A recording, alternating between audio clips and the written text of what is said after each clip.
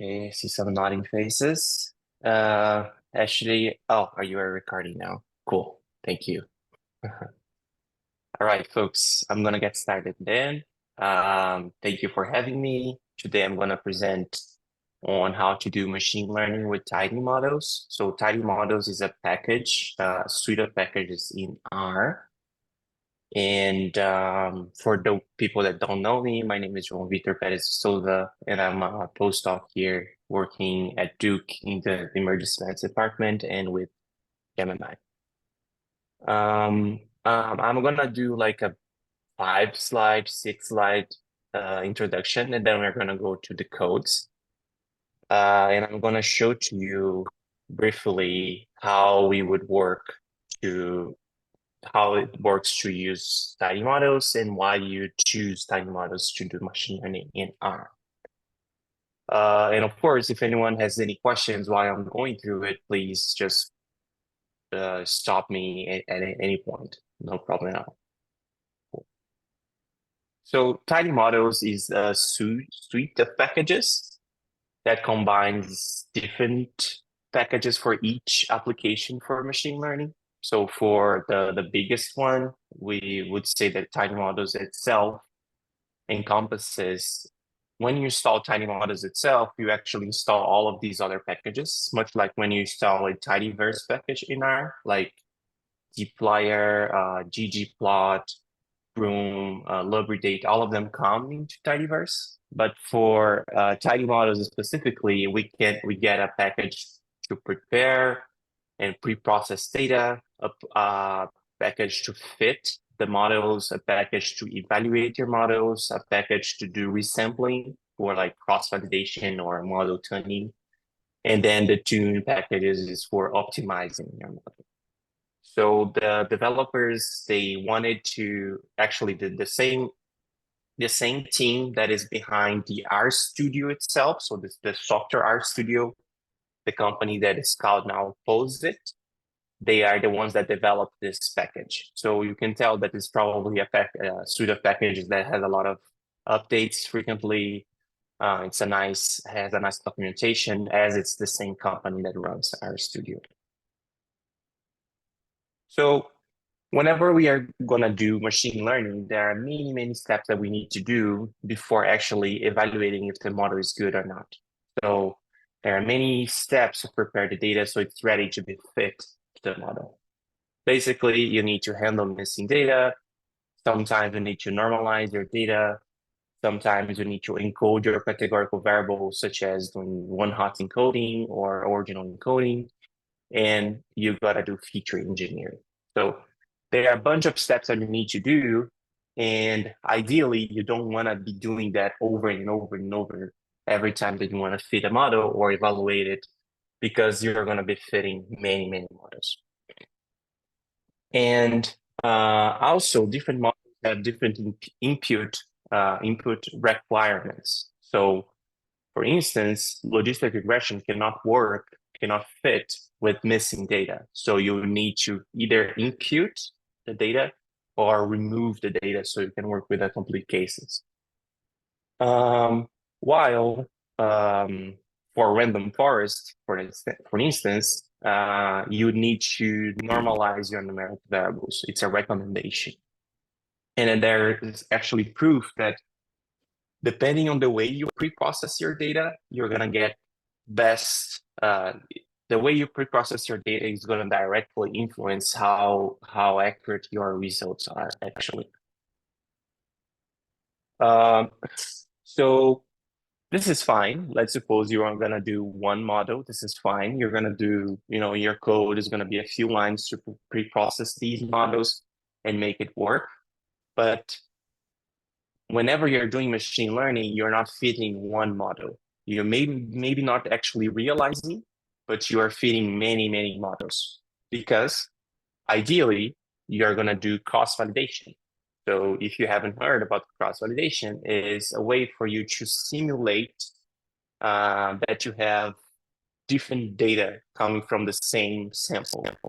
So instead of fitting the model only once and getting only one result, you are gonna actually do a sampling of your data randomly in a way that you can actually test and see the results coming from them.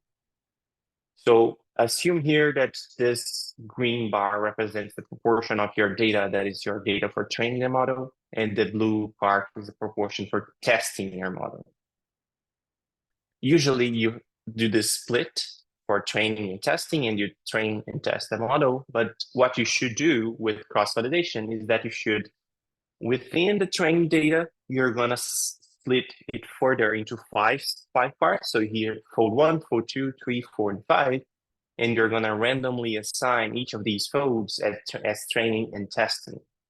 So this is a way for you to get the best, the most reliable metric. So you'd say that you're gonna get the most reliable model for your data set before you actually deploy it to testing in the final evaluation.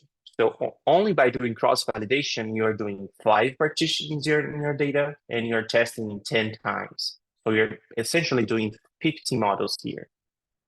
So it's different than if you would need to transform your data every time that you're going to fit those 50 models, you're likely going to make a mistake. The other point is that you're likely testing different algorithms. So there is a theorem that there is the literature agrees that for an infinite number of data sets and an infinite number of models, there's always one random chance that one algorithm is going to randomly be better for your data set. So it's not, you cannot say that the most fancy models such as extreme gradient boosting or random forest are always going to be the best, because there's some random chance that a really, really standard algorithm such as a logistic regression can be the best one. So you should test several models every time you're doing a machine learning project. So if you had 50 models here and you're testing 10 algorithms, you're going to do 10 times 50. So now you have 500 models, 500 instances. And also, each one of these models, they have different hyperparameters, which are basically the little cogs, the little things that you can tweak when you're feeding the model, so you can get either regularization of your coefficients, to reduce overfitting, to maximize your performance. So you can essentially have many different versions of the same algorithm. So you have, if you tweak the random forest parameters, you can have 10 different random forests. So eventually you're going to end up like with tens of thousands of instances for each model. And this is the way that the community, the machine learning community, agrees that you should work with your data. So you cannot be working with your data every time. So that's where Tidymodels comes into place. The Tidymodels is something like a pipeline, a machine learning data pipeline. So for some reason, the letters here are really some weird characters here, but essentially the pipeline would be for you to do all of the data cleaning, pre-processing, training, and finally deployment in the same way every time. So it doesn't create errors, and you're assuring yourself that some random improvement in performance is not random and is actually something that you can trust. So the Tidymodels suite of packages actually comes into place to make sure you have that pipeline, and that pipeline is going to work every time. All right. Let me see the chat. Cool. All right. So now we are done with this small introduction to why we should use Tidymodels or some sort of package similar to Tidymodels when in other languages. So if you're doing machine learning in Python, scikit-learn is a big one for these types of modeling approaches. They have the same structure for the machine learning pipeline. So let me know if you can still see my screen now. Can you see my RStudio? Yep. Thank you. And now we're going to go for coding. Here, I want to show you guys how it works for you to build and train a machine learning model using Tidymodels. I'm just gonna copy and paste some code so it's easier. I don't have to type everything. So I'm gonna copy the libraries that I'm gonna load. So if it's the first time you're gonna be running this code, and I'm gonna share this code with you later, you're probably gonna be needing to install a few of these packages, but I already have them installed. So that's why I'm doing only library here. I'm not installing them. So a few of these packages are either for feeding the models or loading a data set that I'm going to use, or for doing data visualization, or, it's explained here in the comments. These few lines here are just so I can avoid some errors or inconsistencies for some functions that these packages have, so you can pretty much ignore them. And I'm going to run them here. And for this example, so just so we don't need to use some data set that actually has any ethical concerns, I'm going to use a freely open data set that is for the Pima Indian diabetes data set, which is available in this package called mass. So the way for you to load, for the way for you to load this package is actually you can load it as a training data and as a testing data. So the two samples here. So I'm gonna load them. And now I'm just gonna rename and combine them into a single data set here. So I'm gonna bind Pima training and Pima testing into a single one. And I'm gonna make sure that my outcome here is a yes or no variable. So all of that just so we have this data set here. So head, Pima, data. So we have a few variables. We have the glucose levels, we have the blood pressure, we have a skin measure, we have body mass index, we have, I don't remember what P means, but we have age, and then we have type. So the outcome here is if the patient has diabetes or not. So it's called type. The variable is called type, and yes is for positive for diabetes, and no is negative for diabetes. In this example here that I'm going to show you guys, we're going to fit machine learning models to predict if the patient has diabetes or not based on their other characteristics, okay? Imagine this model being used in a setting that you don't have testing available, or you don't have the information if the patient has diabetes, and you're going to get like a risk score to say, oh, this patient might have diabetes. Let's get this patient tested. Just a fictional example. The first thing we should do anytime that you're doing machine learning is to split your data.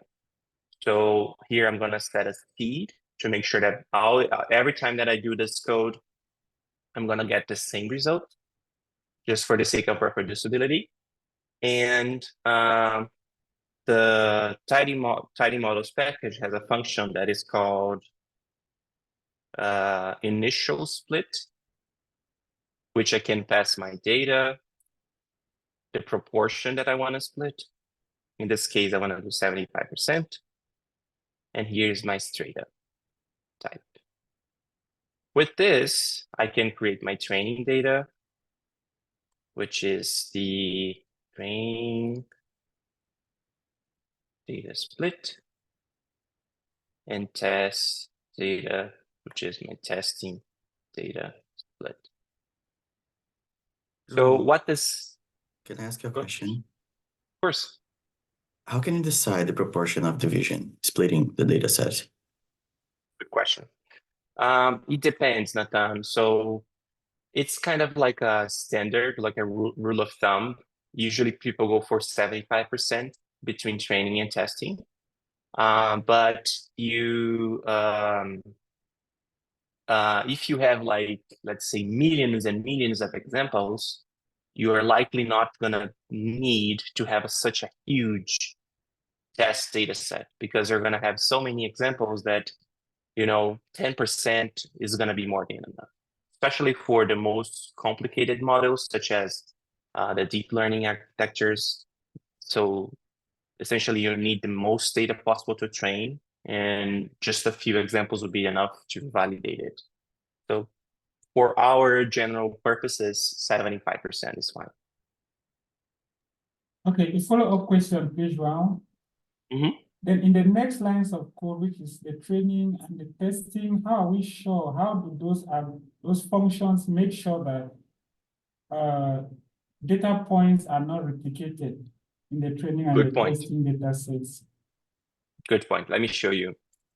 So here, this function initial split, what it does is it creates indexes. So the whole data set has about 600 or something, 500 rows. So the function initial split is going to randomly assign these indexes for training and testing. So if you look here, you have that training is 398 patients, testing is 134 patients, and total is 532 patients. So it randomly allocated these patients. The only thing that is not perfectly, I mean, it's by design. We are making sure that we have the same proportions of patients that are positive and negative in both sets. So let's do a quick analysis here. So table, PIMA, data, type, and then we can do a prop table. So essentially in our data body, we have 33% of patients that have diabetes, so positive outcome, and 66% of patients that don't have diabetes. Ideally, with this split that we did with this stratification, we should have the same proportion for the train test data, which we can try to see if it makes sense or not. Let's see if it worked. Oops. Yes, so you can see that for the training data here, after we did the split, you see prop table, and train data, we have the same proportion, approximately 67% of patients that don't have diabetes and 33% of patients that do have diabetes. So by doing so, we make sure that the model has the same chance of learning, the same proportion of patients to train and same proportion of outcomes to predict. So that's the fair way of doing it, I would say. Okay, I get it. So meaning that what's that function again? The initial split function makes sure that it assigns the first, or actually the proportion that is entered for training, and then 1 minus the proportion for the testing set. Kinda. So this prop here is going to be the proportion of samples for each. So you have 70% of your data for the training and 25% of your sample for testing. So those are the numbers here. So yes, 398.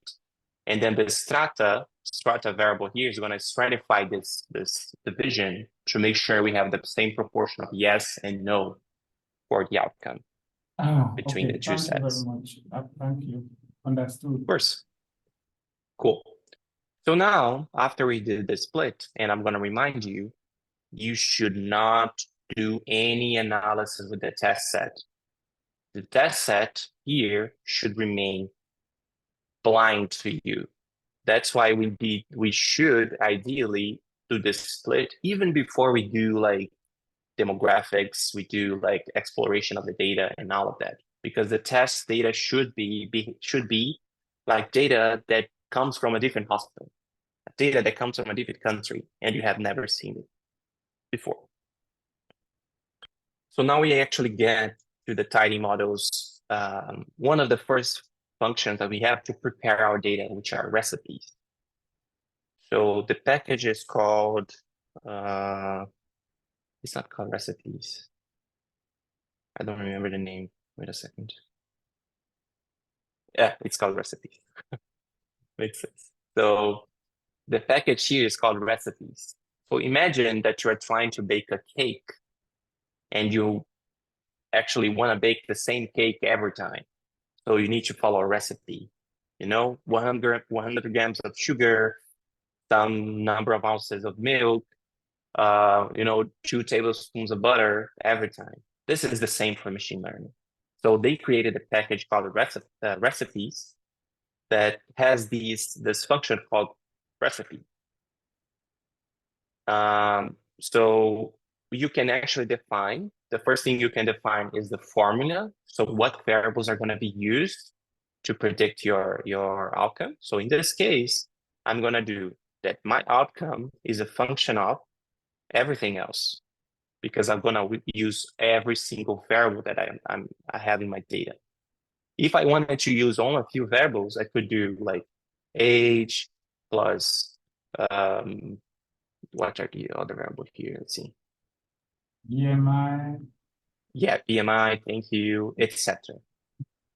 But in my case, I want to do everything. So you can do this simplified notation, which is type tilde period, which means type is a function of everything else.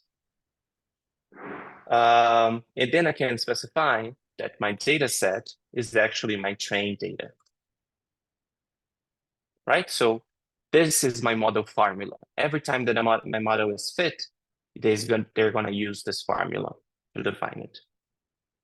But then I can add many other processes on my recipe. So for instance, I want to remove variables that are missing information. I am not sure in this case if I have missing data, but I'm just showing you guys that it's possible. So for all nominal predictors, I want to remove variations that are missing, and then for all my outcomes. So the Tidymodels package has these handy functions, which are called steps. So imagine the steps in a recipe that you can create to make sure that your data is processed the same way. So for this part, so step 1, remove all missing, remove patients that are missing data on nominal predictors and outcomes. I only have one outcome, which is the type of diabetes. So if the patient is missing, I want to remove it from my data. My second step is going to be normalize.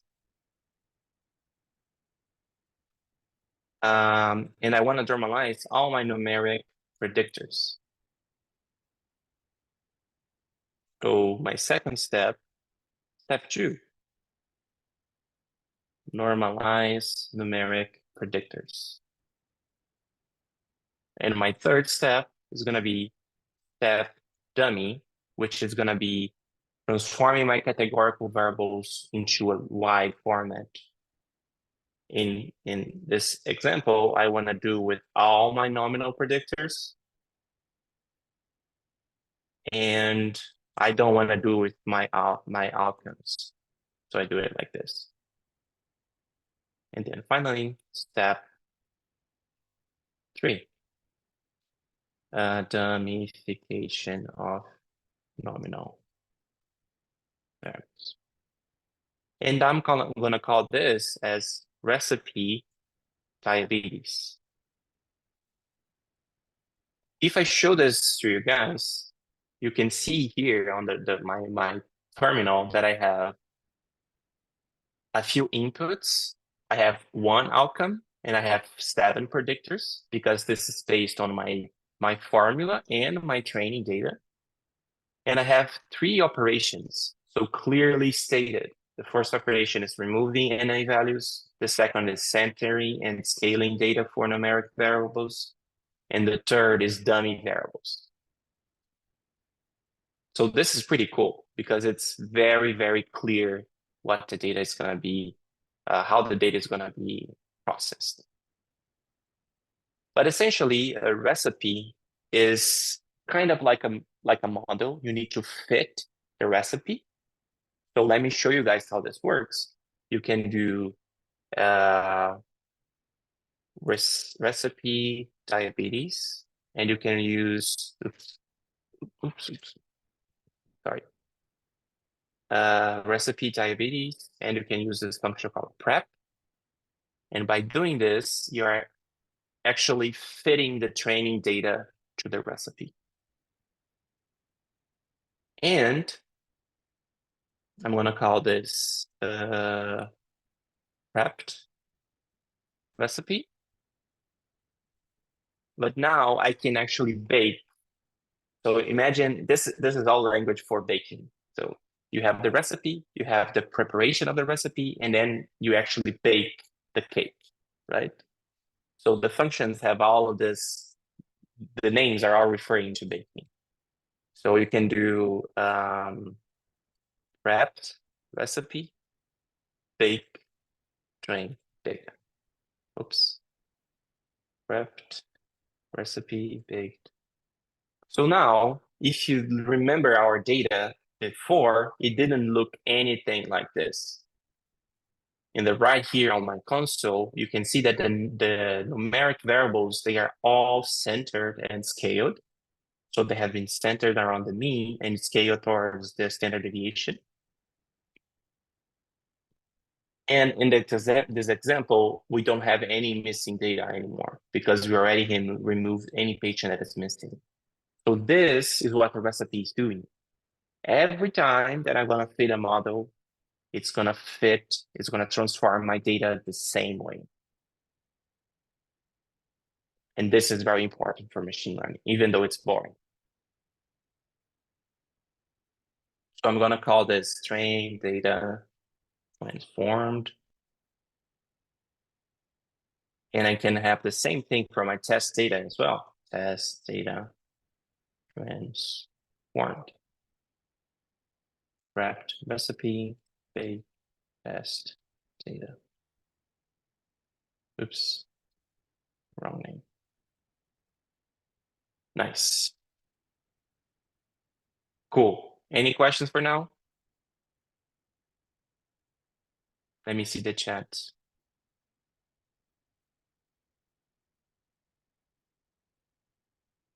Cool. Oh, thank you, Ashley, for finding out the data set. That's true. It's got me. It's deposited on Kaggle. All right. So moving forward, now that we have our data prepared, we can actually look to fit it to a model. So the actual package that does modeling here for machine learning in Tidymodels is called parsnip, I guess. Parsnip. I think it's like that, parsnip. And for this model, you can actually you need to specify your models first. The way to do it is kind of tricky, but they have, once you install the Tidymodels package, you have this add-ins here on top of your RStudio that you can come and select, what is it? Here, generate parsnip model specifications. So it's gonna pop up like a small application on your RStudio here, and you can search for models. So I want to do a logistic regression. So we have all of different types of logistic regression that you can actually fit. So the ones that are on the caret engine, the GLMNet, the GLMR, I'm going to do just the logistic reg. And when I click on write specification code, you see that it populated here with the code for specifying the model. Makes your life a little bit easier. And then I'm going to do a random forest, which is this one, random forest. So logistic hag spec and here RF spec. Done. And with these are engines, these are the models that we're going to use to actually fit the data to. But we're not done yet. Before we actually fit the data, we need to create a new object that is called a workflow. We could fit on the other way around, but a workflow is a really good way of doing every time the same thing. So there is this function called workflow. And you can add a recipe to it. Recipe diabetes, and add model logistic reg spec. So this I'm gonna call my logistic workflow. And you can imagine the workflow here as being a pipeline. The first thing you have, you create your pipeline. The second thing, you prepare your data with your recipe. And the third thing, you fit your data. So you are creating a pipeline to fit your models. We can have also a workflow for the random forest, the same way. And finally, we can fit the model. So fitting the model. So logistic workflow, fit, train data. So we can now look at here in my console. When I fit the data, you have all the descriptions of, we have one preprocessor and we have one model. The preprocessor, which is the recipe, has 3 processing steps, which is removing missing data, normalizing the data, dummification of the data. And finally, we have the model, the results. This looks like a GLM result that we would fit usually in R, because it is. But the thing is, we can have everything tied together in the same object with everything saved, everything tidy, everything organized. I'm gonna call it as a fitted legit workflow. And I'm gonna do the same pretty quickly for the random forest one. If we look at the random forest, it's pretty much the same structure. So we have the workflow, the preprocessor, the model, but the difference is that the output for the random forest already gives us a confusion matrix, which is okay, but it's just showing how different models, different engines have different outputs. Awesome. So let's make some predictions. We have the data fit. So let's now predict and evaluate our models. For predicting, it's pretty cool because you can pretty much use the same object, so the fitted logic workflow, and you can predict using a function called predict. And the data that we're going to use is our test data. So by doing this, we have the predictions that the model did for our patients. So the model learned from the training data, and now it's doing predictions for the test data. I'm going to call this as class predictions logit. Call it class threads. I'm going to do the same for the random forest, just for the sake of comparison. So class threads random forest is the workflow predicting for the test data. But now what we can do is actually evaluate these models. So I want to hear from you, one of you, what kind of metric do you guys want to look into? So we have many different classification metrics. So we have accuracy, we have sensibility, we have negative predictive value. Is there one specific metric that you guys want to take a look here? Yeah, I would go for accuracy. Good. So let's look. Accuracy, we have a very handy function that is called accuracy, which comes from the package called yardstick from the Tidymodels suite of packages. If we look at the help for this function here, it says that we should pass our data, the true value, and the estimate. So I'm gonna pass that my true value, so truth, equals to test data, and this is type, which is my diabetes variable, and that my estimate equals to class reds loaded. Okay, why not? Maybe because this is a factor as character. No. All right, let's fix it.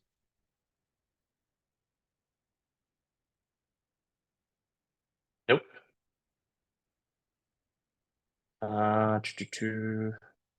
Let me do it how I did it in my script so it works. Sorry, folks.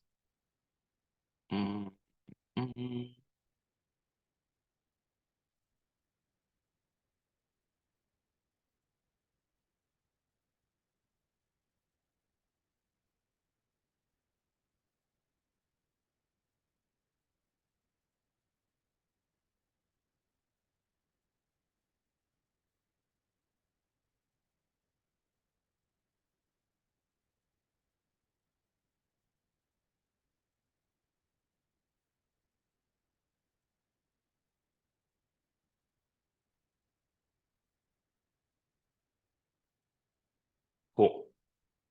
So instead of doing that way, what I'm gonna do is I'm gonna start with my data. I wanna pipe into my accuracy function, and I'm gonna do truth is my type variable, and then that my estimate is actually my variable called pred class loaded. I type it wrong.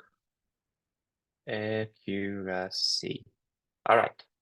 So now we have here in my console the result that my accuracy for a binary estimator for predicting if one patient has diabetes or not is 0.77 or 77%, which tells me that overall from my all patients, the model is getting right 77% of the time. Okay, but we could take a look at other metrics as well. So let's try sensitivity. It's the same structure, so it makes really easy. You just need to change accuracy for sensitivity.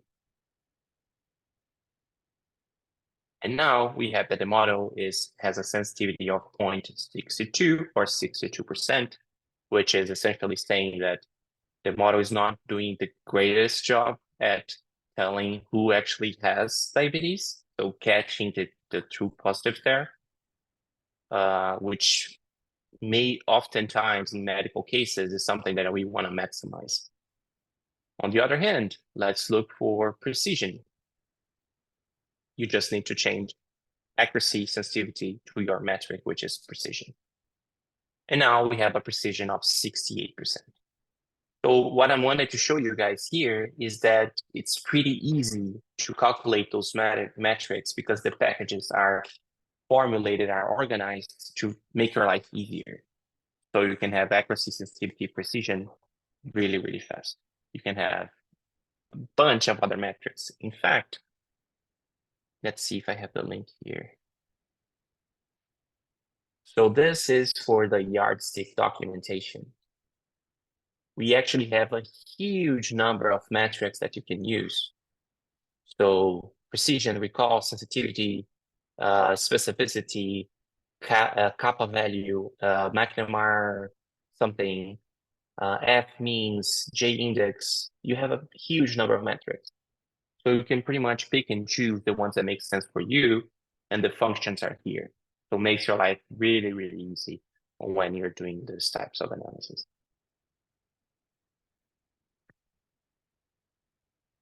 Cool. Something that is pretty common is that you maybe want to see a confusion matrix. So the confusion matrix is going to give you a nice idea of how good the model is at making the predictions for patients that are actually positive or actually negative. We can do that pretty simply as well using a function called conf_mat. So test data, conf_mat.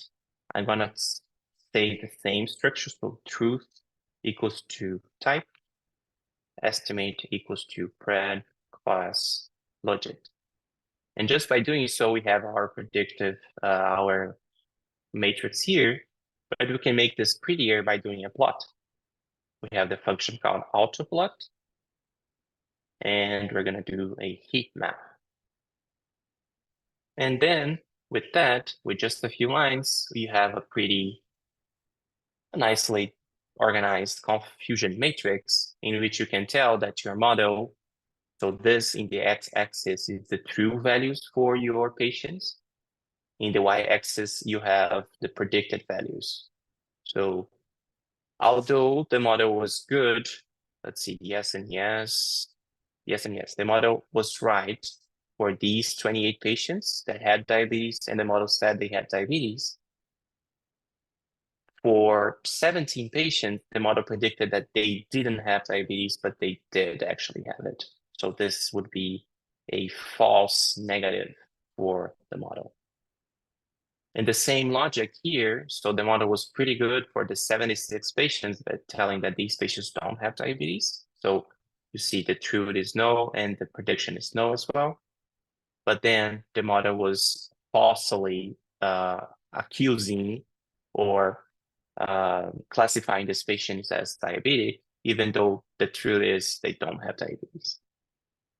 And often this type of visualization is pretty important when you're trying to decide if the model is good to be used in a clinical setting, because you want to maximize one metric or the other. Okay.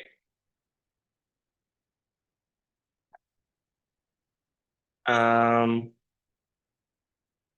just to wrap up for now, what I wanted to show you guys is how to do a ROC curve or maybe a precision recall curve as well, which is one of the metrics that we use often when we are doing machine learning with classification purposes.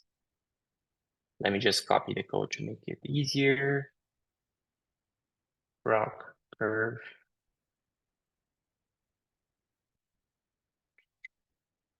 Here.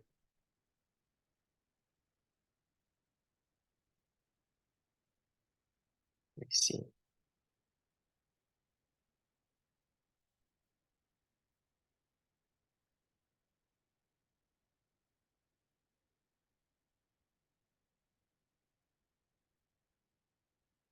All right.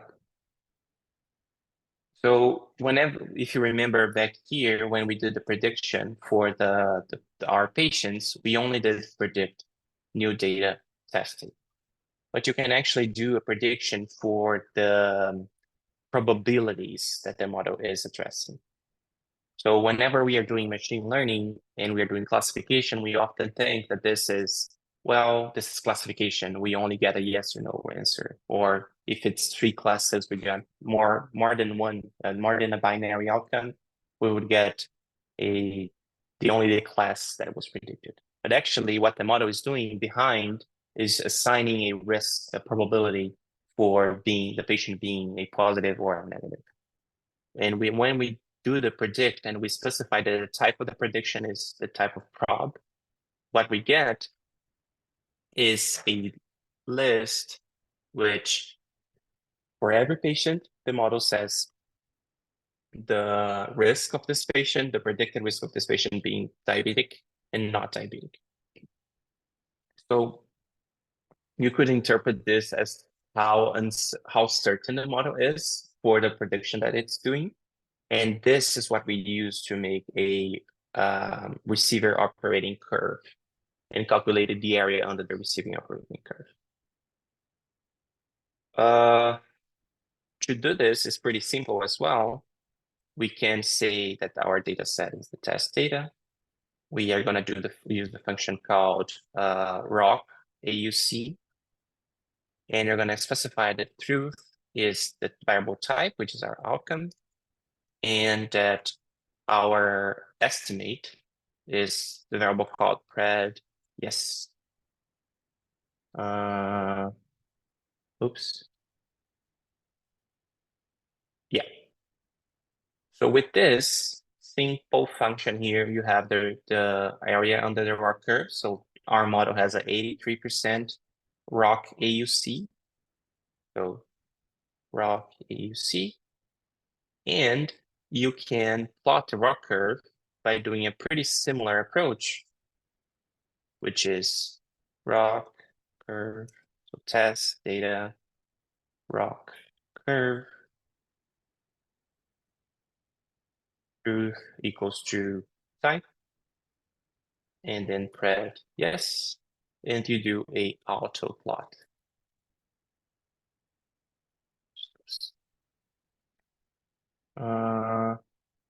Wait, what did I do wrong? Oh yeah, this is supposed to be capitalized. And with that, we have our quick and easy rock curve, which is gonna give us a sense of how good the model is overall in terms of sensitivity and specificity. And ideally, we want this curve to be as close to 1 as possible, so we can get as close to 100% performance for our own sensitivity and specificity. And just to show you, you can compare other models pretty easy as well. So I have here, let me see if I actually have it, a code to compare the models. No, I don't think I have it. Never mind. But I do have a code here to show that we can do model calibration as well. Let me run it just for the sake of showing. And then with Tidymodels, we can, with some changes, we can also do inspection of model calibration, which is pretty important. So for model calibration, you are comparing the observed probability, so the real probability of the patient dying, or sorry, the patient having diabetes in this example, and the predicted probability of the patient. So what the model tells us for this patient. So ideally, we want to see that the prediction, so the blue line and the points should be on top of this dashed line, which is the perfect calibration. But you can see that it's not the case. So for these patients here, our model is underestimating the likelihood of the patients having diabetes. So it's assigning a 10% risk for a patient that is actually at 30%. And here, the model is overestimating the probability. So it's saying that a patient that has 70% of risk of having diabetes actually has an 85% or a 90% chance. So all of this is like the standard way of how you should analyze your machine learning models. And Tidymodels provides you a very structured and organized way of doing so. And that's it. If anyone has any questions or comments, I'm open. Thank you for your time.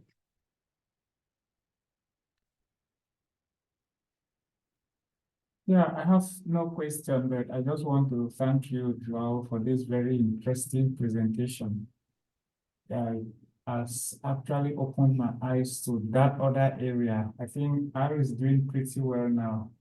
I thought that was better done in Python, but it's wonderful to know that even in R, we can get that precise. So thank you for bringing that up. Yeah.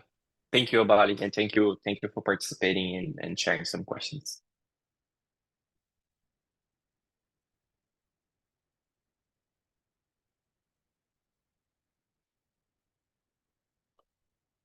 All right.